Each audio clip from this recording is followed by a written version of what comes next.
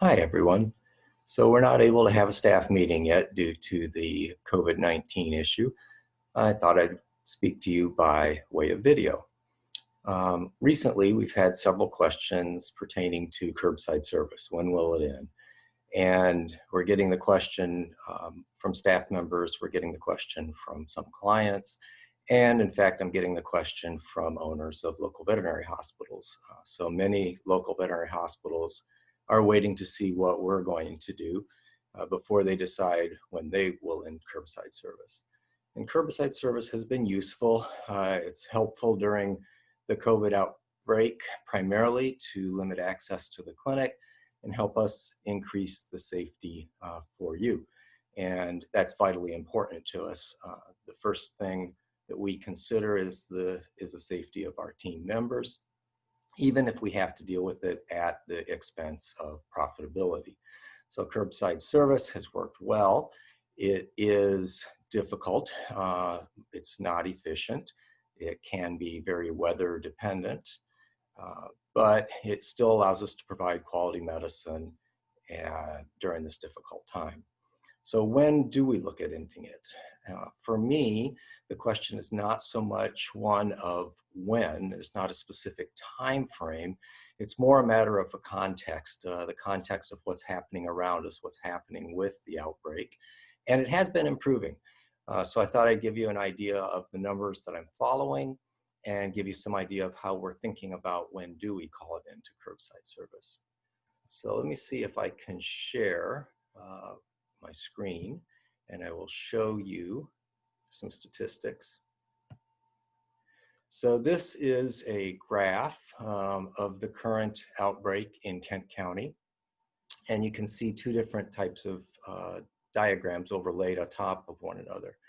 The blue vertical lines indicate new cases on each given day, and the blue line, the darker blue line, is an average, a 3-day weighted average of the outbreak on a daily basis. So I find the 3-day average to be more useful than the daily outbreak number, simply because it helps smooth out days where they release a large volume of information. And there's going to be some natural variability.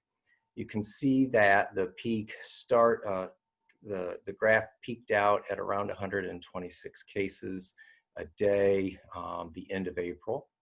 And it's been slowly working its way down. I was very hopeful as we were getting toward the beginning of the week because they had reached an all-time average 3-day low of 14. Then it started to turn up again a little bit. And you can see that it gets out to 14 or 15 by the time we reach Friday or Saturday, I believe it was. No, Friday, I think, is the last day on the graph. And what I'd really like to see is that number in the 0 to 1 range for about a 2-week period. If you extend the slope of this graph out, you'll see that it is looking somewhat hopeful, and that it looks like if it were to continue to trend down, that we would reach that point somewhere in the middle of July, and hopefully with a 2-week period that would put us toward the end of July.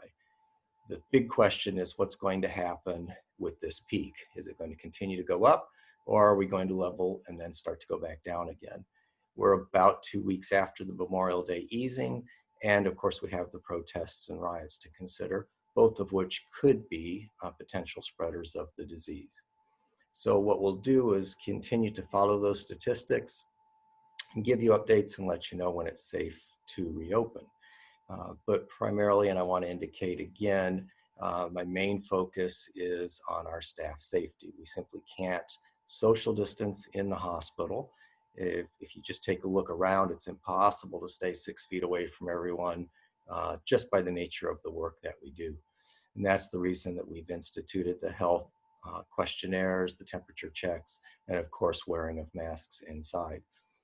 So I would urge everybody to continue to be safe, continue to wash your hands until you feel like your skin is falling off, and we're going to continue to clean surfaces.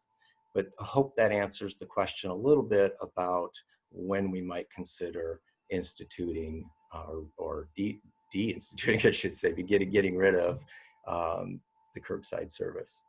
So stay safe out there and have yourselves a good weekend. Thanks.